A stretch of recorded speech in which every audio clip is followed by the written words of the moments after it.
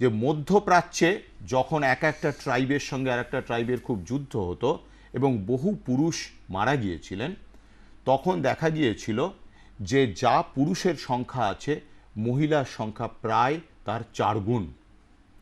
তাই তখন হজরত মোহাম্মদ ব্যবস্থা করেছিলেন যে সেইখানে বিবাহ প্রথায় ইসলাম ধর্মে একজন পুরুষ 4 জন অবধি মহিলাকে বিবাহ করতে পারবে।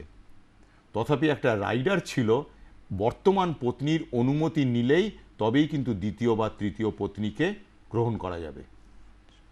এই যে 1:4 রেশিও পয়গম্বর দিয়েছিলেন, আমার মনে হয়েছে এটা হচ্ছে socially relevant at that time.